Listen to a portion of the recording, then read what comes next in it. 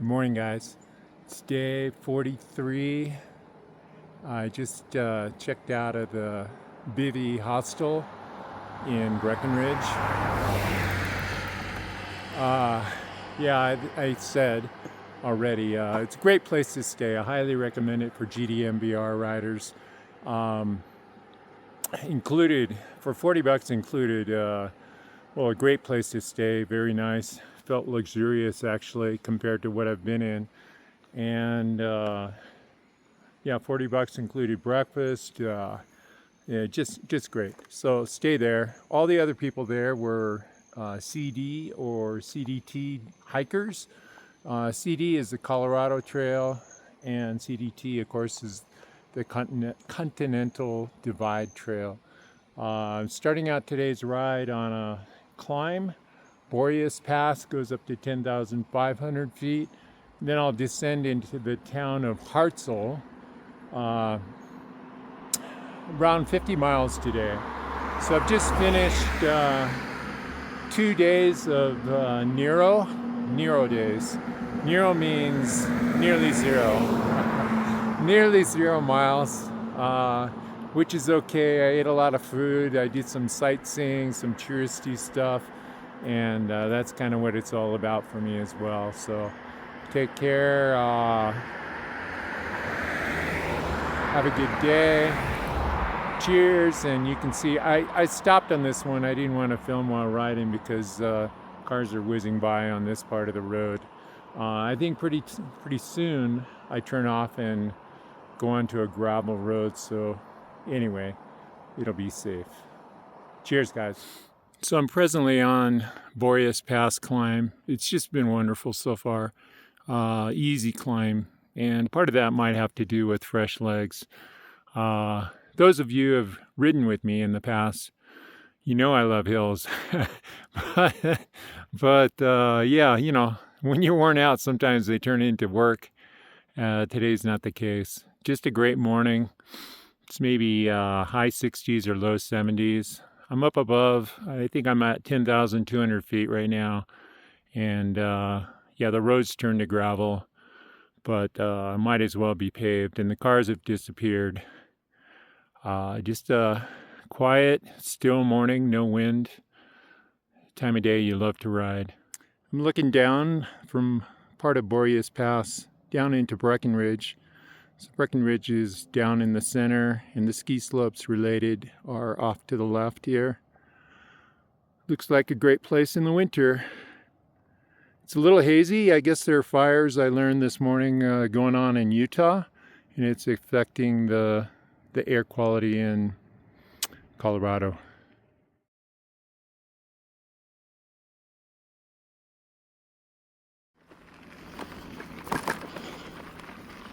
More climbing, and I was wrong on the elevation that of the summit.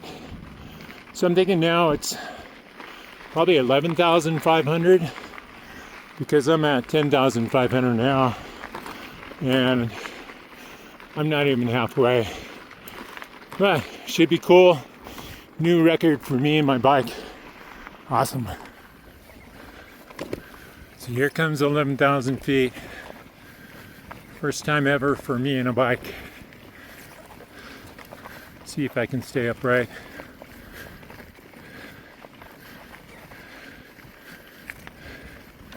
Hit it?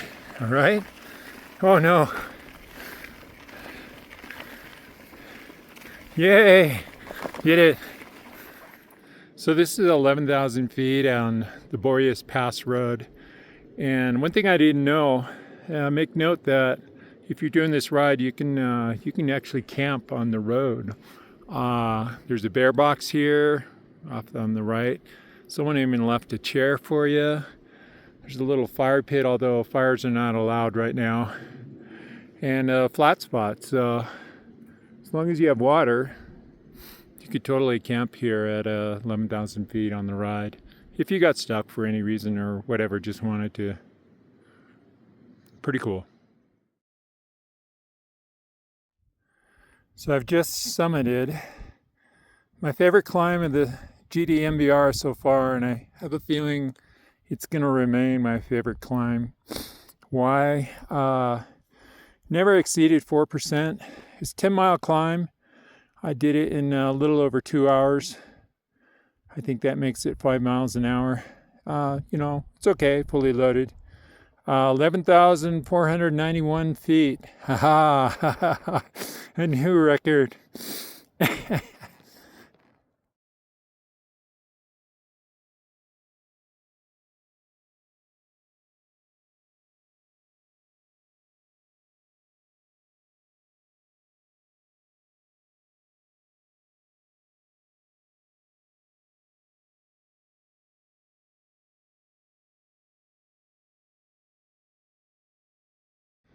Less than a mile left of this. It's been 20 miles. 20 miles look just like this. Crazy. But anyway, almost to the booming town of Hartselle, population 54. Should be interesting.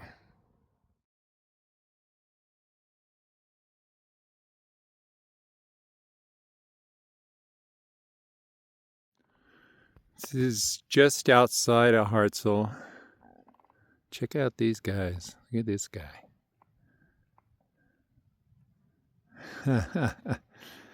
They're always curious. They like to come up to you. Of course, these guys are behind a fence.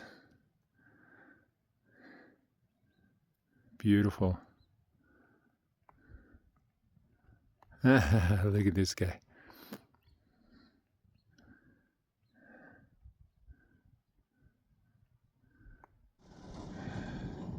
Check out this house for sale. I like the design.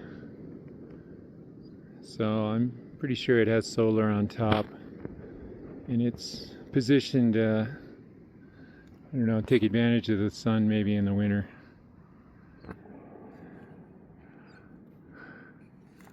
But it has a view, but nothing to look at. Well, just this. Morning! So, day 44. Pretty amazing. I think it's day 44. How is it I've been at this for so long? I've never done such an extended trip like this. But it's been good. Days are flying by, actually. So, today, leaving the town of Hartselle, population around 50, I think. And best thing in Hartselle is the gas station. That's it. The gas station sells burritos and coffee and other stuff. But this morning my breakfast was 2 burritos and coffee. Last night, pretty much dinner was snacks. And that's because from the gas station. The Hartselle Ranch, where I hear it's a pretty cool place to stay, was fully booked for a private event, and they weren't allowing cyclists as they normally do. So they put us up in, literally the chef lives across the street. They put us up in his yard. Not really a yard, just kind of a fenced off area. So there were 5 of us with tents there, and super windy out. Wasn't a place where you could cook anything, no chairs, no table. Plus, as I said, the wind was kind of irritating. So we all just kind of got in our tents, and I had snacks, and that was enough. So yeah, not the best situation, but anyway, a place to sleep and no other options. So today's ride goes to Salida. Looking forward to it. Town of about 5,000. It's known for a great downtown with great coffee, great Great breweries, great restaurants, small town atmosphere. It's on a river. Let's see, I'm gonna stay in a hostel again, right in downtown. Should be cool. Very convenient. I might get a new front tire. I'm thinking about it. Might be my last option for a while. I was in place to do it. Salida is about 50 miles from here. Again, a beautiful morning. Mornings are great. No wind, not hot. This morning was actually, I keep a thermometer in my tent. It's 41 degrees out. So that was our coldest morning so far. But you know, not bad. And now it's, I don't know, probably in the 60s. All right, cheers guys. This is what the road to Salida looks like so far. Similar to yesterday, maybe a little prettier. A little less smoke in the air today. So yeah, you actually can't see any haze in this shot. When I'm on roads like this, I go about 10 miles an hour. That's just how it is. At first I felt like this is slow, and it is, but simply the speed of my rig and the engine that drives it, which would be me. If there's a tailwind and it's a nice flat road, especially on the paved road, I'll do about 15, not more than that. And then on a downhill, I've had this guy on a paved road up to 38. So max speed 38, which to me is pretty amazing that a rig as bulky as this handled that with not an issue at all. Very smooth, you know. But yeah, another good day. And we'll see. I'll probably get there around 3 or 4 in the afternoon, which is ideal in my mind. Cheers.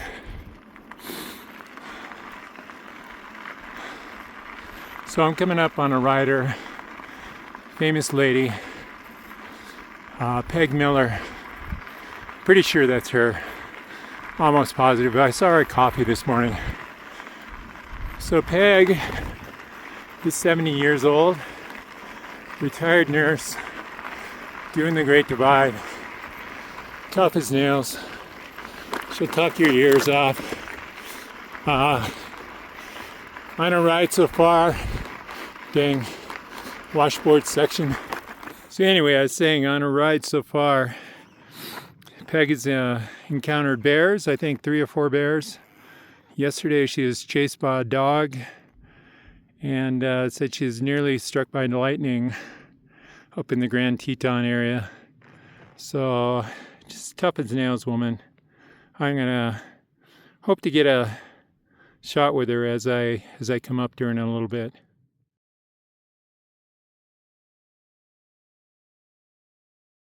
There she goes. Just had a nice talk with Peg. Super nice lady. So she started cycling when she was in her 40s. She said she's done over 55 double centuries, so that means 200-mile rides. Her best was in Solvang, I guess the Solvang double century. She did it in 12 hours. Done Leadville, different rides. So she did a ride called 508 out of Reno, where you ride 508 miles. It's a race. She did one, I think, in Borrego, 24-hour race, something like that. So just a super stud lady. Really tough and very humble. I told her she should be like a motivational speaker to whatever, maybe high school girls, whatever, high school kids in general.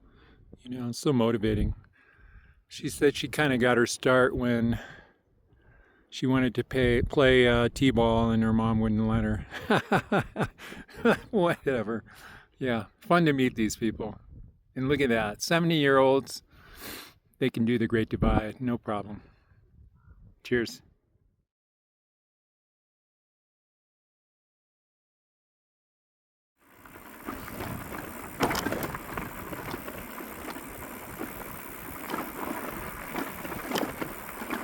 So I confirmed something today. Excuse me.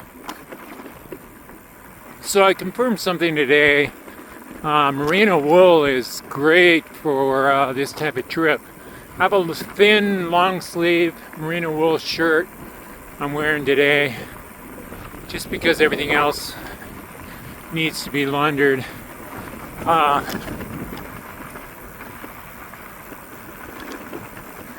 Excuse me. And merino wool socks. So merino wool is super soft, feels like cotton, but behaves like wool. And apparently it's good to wear in cold weather and warm weather, so super comfortable. I'm gonna probably be wearing both more often on this ride, because especially the socks feel better than my riding socks. On this trip I have 4 shirts. I have my flannel shirt, plaid or whatever you call it that you've seen, a t-shirt, my Ironman shirt, what else? Oh, and this merino wool shirt. So 3 socks, 3 pairs of socks. 3 pairs of socks, two of them for riding and 1 for camp. But the merino wool are supposed to be for camp, but I'm wearing them riding today, so they might work more often.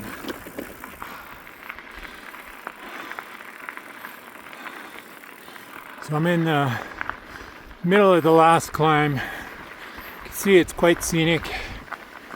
Last climb before Salida.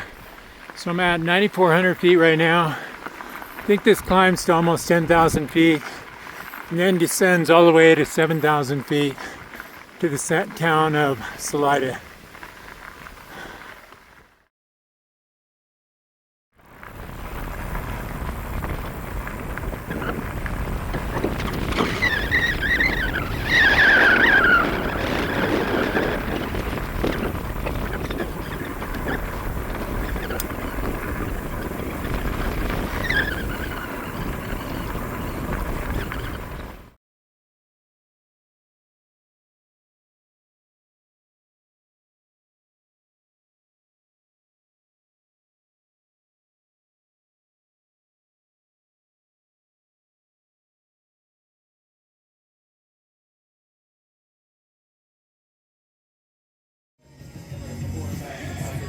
So I'm in Salida, Subculture bike shop, pretty good. They serviced my bike in 2 hours or less.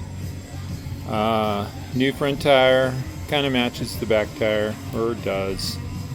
And pretty aggressive, but I think it's good for New Mexico. I won't be fast on roads, but nothing new there. So new tire, new sealant, and new front brake pads. Back pads were good, so unless something breaks down, I should be good for the remainder of the trip. So that's about, tires are about $90. So I'm doing the whole Canada to Mexico on about $200 of bike maintenance. As I did the rear as well. Mainly the cost is the tires. They're expensive, $90 each. But what are you gonna do? Good to go.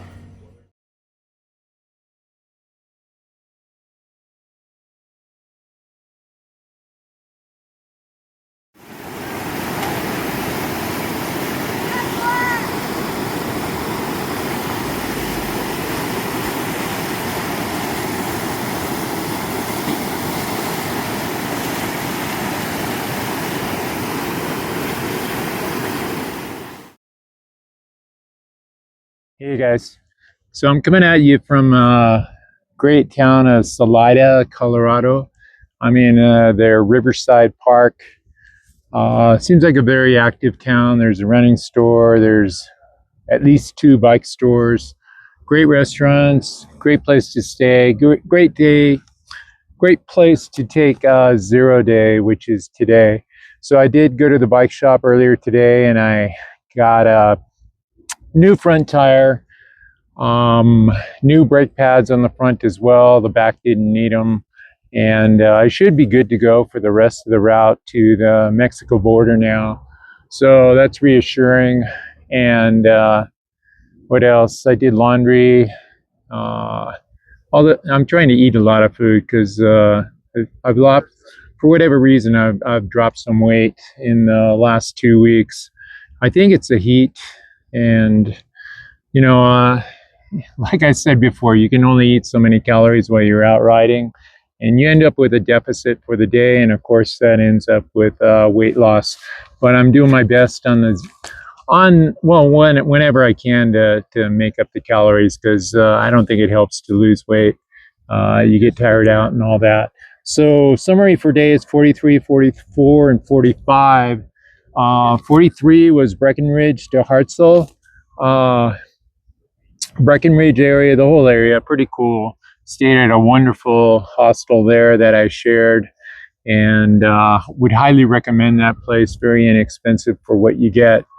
And in an expensive area, Breckenridge is an expensive town. So started out right away with a long climb. I think it was around 50 miles to Hartselle. Hartselle consists, as I mentioned, of a gas station pretty much and a small store. There is a lodge that is cyclist friendly, but the lodge was fully booked for a private event. They didn't want cyclists hanging out in the common area where they usually allow them. So they put us up, 5 of us, in the chef's. The chef has a house across the street. There's only one house there. Very barren area, and it was a very windy day. Put us up there, 5 of us. We camped literally in his side yard. Not the greatest, probably one of my least favorite places to stay overnight. I should have just winged it and camped somewhere discreetly, but they wanted $20 to camp there, and pretty much all it consisted of was a place to camp and a place to set your tent up and a limited restroom. When we got there for the evening, the restroom, the house was open and nobody was home, and we were welcome to use the restroom. But in the morning, that wasn't an option. The door was locked. So we had to make our way to town, where the gas station was a great relief. And we had coffee there and burritos and fueled ourselves up for the ride. The next day was Hartselle to Salida, where I am now, another 50-mile-ish day. A lot of climbing again, but a long, almost 10-mile descent down to, I think I'm at around 7,000 feet here. So yeah, it's another hot day. Just hanging out, eating food, taking care of bike stuff. And I definitely recommend a 0 day in Salida if you can. Tomorrow is a climb up to a pass. The pass, I believe, is called Marshall's Pass at 10,800. So I'm at 7,000 now. So considerable climb, and then a descent into the kind of cool place, I think. It's called Tomichi's Trading Post. Has camping and a store and a restaurant all in the same location. So very convenient when you're cycling. Should be a great stop tomorrow. The day after that, I'll load up in the morning, and I'll go to the next, I think, another climb, and the next campsite is remote, no water, so I'll need to be prepared for that. And the day after that, I think I'm going to ride longer to get myself into Del Norte or Del Norte. Not sure how they pronounce it. It's Del Norte in San Diego. So there is a town, and I'll be able to restock everything again and not have to. Otherwise, if I don't make it down there, it's going to be 2 nights of remote camping in a row, and I don't think that's a good idea. Especially the forecast is afternoon thunderstorms that part of the week, so it's good to get into camp a little earlier and avoid the rain if possible. That's it. The one of the highlights of this section, I talked about her already, but I on the road to uh, Hartzell, I met a woman that's become a little famous on the trail this year, and it's Peg Miller. She's 70 years old, riding the route solo. And I asked her about her cycling background, and it turns out she's quite accomplished. She's done over 55 double centuries, and she started cycling in her late 40s. 70 now, still riding strong. Just a pleasure to talk with her. She looks and acts more like 50 than 70. So good for her. And she's done Leadville, is kind of famous bike race, and she tends to race them, I believe. Her best double century was 12 hours, which is pretty impressive. I don't know how long ago that was. And she's also done a 508-mile race out of Reno, I think. Never heard of that one, but just a tough lady, and has a good attitude, and cool to talk to. She did, on this trip, she's run into bears. I think 4 bear encounters, a near lightning strike. The day I met her, she had already encountered a bear. No, the day after I met her, she encountered a bear on the pass out of Breckenridge. And I had no idea to expect bears there, and there were 2 of them actually, mom and a cub. So that's when you got to be really careful. Not grizzlies, but I think brown bears. And then I mentioned near lightning strike. And later that day, same day, she got chased by a dog. And just she's wondering how many lives she has on this trip, but she's a survivor. She is considering, since she's done this portion before from Salida to the border, she was considering pulling out in Salida, but I bet she doesn't. Who knows? Again, Peg Miller. I'm sure you find her if you search for that name. That's all. Cheers, guys. Salida's a great place. I listened to some live music after dinner last night, almost 2 hours, and tonight there's another live concert that I'm going to check out. So lots of good stuff. Cheers. Start.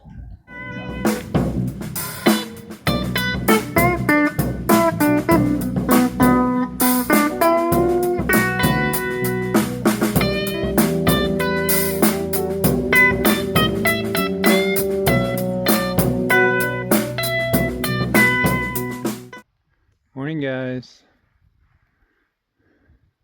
Oh, don't run away. They got us scared. Wait up, Mom. Calm down. Beginning to think the entire country is spotted with cows. There's even cows in Maui. I guess we eat them all. Too bad. Some of us.